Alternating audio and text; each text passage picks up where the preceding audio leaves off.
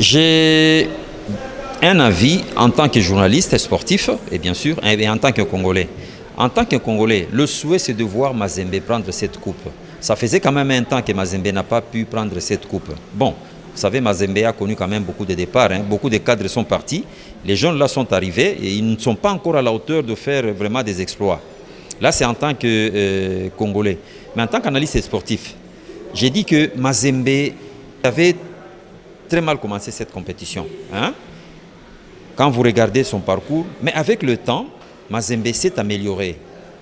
Aujourd'hui, l'entraîneur du tout-puissant Mazembe est allé même jusqu'à donner confiance aux jeunes Congolais, notamment le gardien de but qui était réservé jusque-là, il était troisième gardien. Donc Kyliaba qui était gardien, aujourd'hui il est devenu entraîneur des gardiens, il a fait confiance à ces jeunes gardiens, qui a fait même des exploits, vous avez vu.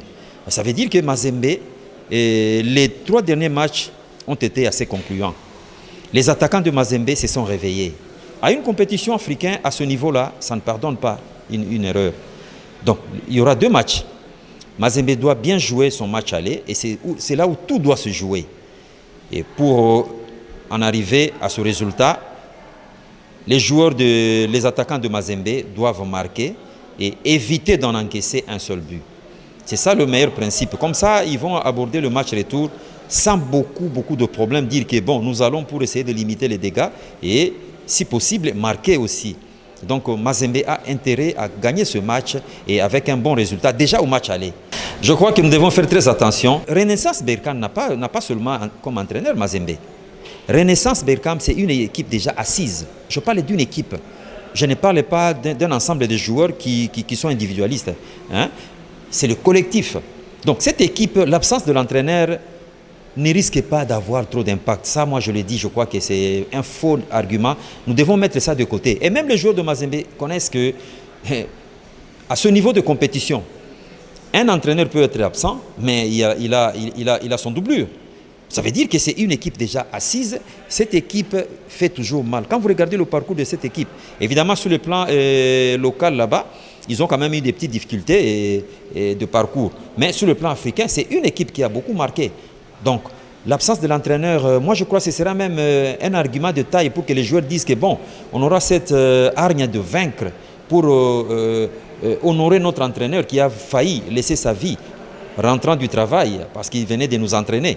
Donc, c'est cet argument-là, nous Congolais, nous devons mettre de côté, travailler et faire des buts si nous pouvons le faire. Pas dire d'avance que l'absence d'Ibengue au sein de l'équipe de Berkane va peser. Non, cet élément-là n'a pas beaucoup d'arguments en tout cas. Le football reste tel qu'il est. Le football nous réserve beaucoup de surprises. Mais à ce stade de compétition, je pense que les chances sont égales de part et d'autre.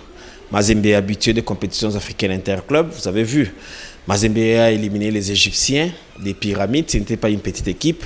Mais en face, Mazembe sera face à Florent Ibenge, un ancien entraîneur de l'SV Club qui connaît bien le tout-puissant Mazembe. C'est vrai que les statistiques nous démontrent que Mazembe a pu battre Florent Ibenge plusieurs fois. Tandis que Florent Ibenge n'a que 2 victoires face au tout-puissant Mazembe avec beaucoup de matchs nuls. Donc on va assister à un très beau spectacle. L'handicap du côté du tout-puissant Mazembe est que le tout-puissant Mazembe joue cette compétition sans le championnat national. Là, c'est vraiment un handicap pour le tout-puissant Mazembe. C'est vrai, on dira que Mazembe a éliminé l'équipe de Pyramide, c'était également sans championnat national, mais cela n'arrive pas tous les jours. Pour jouer les hauts niveaux, il faudrait avoir la compétition en jambes. De ce côté-là, Mazembe n'en a pas. Mais en face, c'est une équipe de Berkane qui également a beaucoup de difficultés.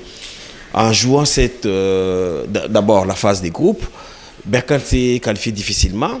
Si vous voyez bien, c'était avec des victoires, avec des petits écarts de buts. Mais cette équipe, en tout cas à domicile, elle évolue très bien. C'est ce que j'ai dit, les chances sont égales. Donc 50-50 pour Mazembe, 50 pour Berkane.